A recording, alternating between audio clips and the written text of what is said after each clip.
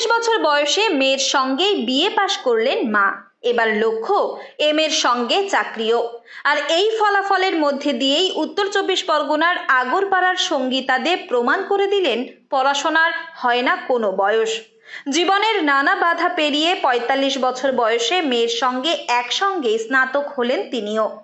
কলকাতা বিশ্ববিদ্যালয়ের অধীনস্থ শ্যামবাজারের মহারাজা মনীন্দ্রচন্দ্র কলেজ থেকে সাংবাদিকতা ও গণজ্ঞাপনে বিএ পাশ করেছেন মা মেয়ে। ৯৬ সালে মাধ্যমিক দেওয়ার পরে রেজাল্ট বেরোনোর ২২ দিন পরেই আমার বিয়ে হয়ে যায়।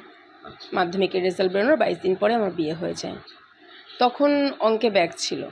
তারপরে তো বিয়ে, সংসার, ২ মেয়ে বড় করতে করতেই অনেক সময় অতিবাহিত হয়ে গেছে।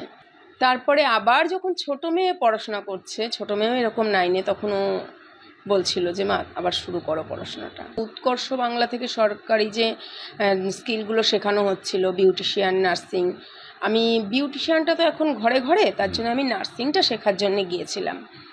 সেখানে আমার মাধ্যমিক সার্টিফিকেট নেই বলে হলো না। সেই দিনই গিয়ে আমি আবার রবীন্দ্রমুক্ততে ভর্তি হয়ে আসলাম। প্রকাশিত ফলাফলে সঙ্গীতা পেয়েছেন ৭৫% নম্বর, মেয়ে সহেলি দে পেয়েছেন ৮০%। সঙ্গীতার পড়াশোনার লড়াই শুরু বহু বছর আগে।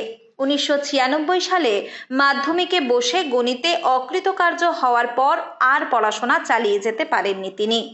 এরই মধ্যে বিয়ে, সংসার, সন্তান, ফলে থমকে যায় পড়াশোনা।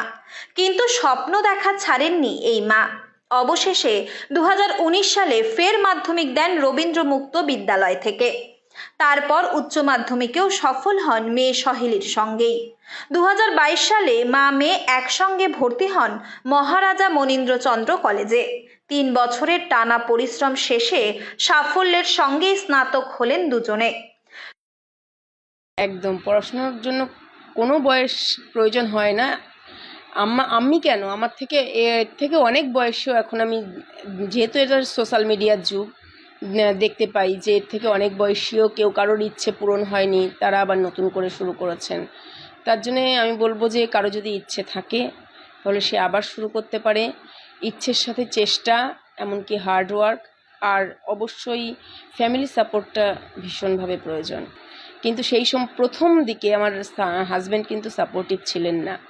এখন হয়তো উনি সাপোর্ট করেন, প্রথম দিকে আমার মেয়েরাই আর কি আমার পেছনে ভীষণভাবে সাপোর্ট করেছে। এমনকি আমার বড় মেয়ে এখনও পর্যন্ত বলে যে মা আমি তো জব করছি, তুমি তোমার চালিয়ে যাও।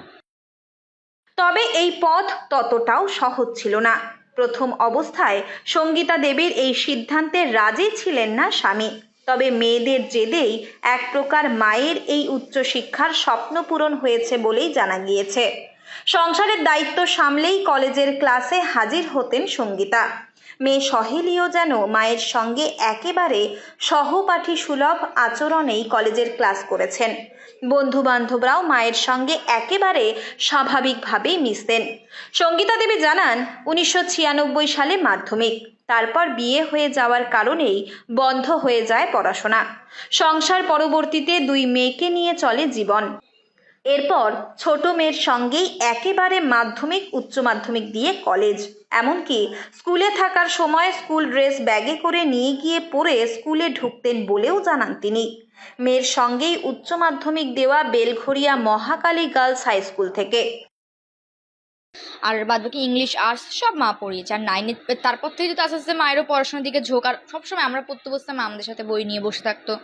আমাদের পড়া কখনো আমাদের আলাদা করে ওরকমভাবে আমি পড়া মুখস্থ করে পড়িনি। মা যেভাবে বুঝিয়ে এত সুন্দরভাবে পড়িয়ে দিত যে ওইটাই মনে থেকে যেত। তখনই আমরা বলতাম যে তাহলে তুমি এবার করছো না কেন, এখন তো অনেক বড় আমরা, কেউ তো আর ওরকম ছোটো না যে ওরকমভাবে সামলাতে হবে। তারপর কলেজ আমাদের একদম একসাথে, একসাথে ভর্তি হওয়া, একসাথে 3টে বছর কলেজ করা। একদম না, আমার মার সাথে আমার কোনোদিনও কম্পিটিশন ছিল না। দিদি তো আমার দিদি, দিদি আমার দ্বিতীয় মা। ও সাপোর্ট সবসময় দিও সব কিছুতে, আমার মার সব কিছু। নিশ্চিত চাকরির একমাত্র ঠিকানা Sunshine Institute of Hotel Management. Hotel ও হসপিটালিটি ম্যানেজমেন্ট কোর্স শেষে cruise line, airlines, hotels, hospital সেক্টরে 100% নিশ্চিত চাকরি দেশে এবং বিদেশে। ভর্তি চলছে, আজই যোগাযোগ করুন। আওয়ার ক্যাম্পাস বনগাঁ ও বারাসাত, উত্তর 24 পরগনা, পশ্চিমবঙ্গ। কল 7477850058। বিস্তারিত জানতে লগ অন করুন www.sihmedu.com। মা সঙ্গীতা দে ও ছোট মেয়ে সহেলি দের পড়াশোনার এই যাত্রাপথে বড় মেয়েরও অবদান অনেকটাই বলে জানালেন দুজনে।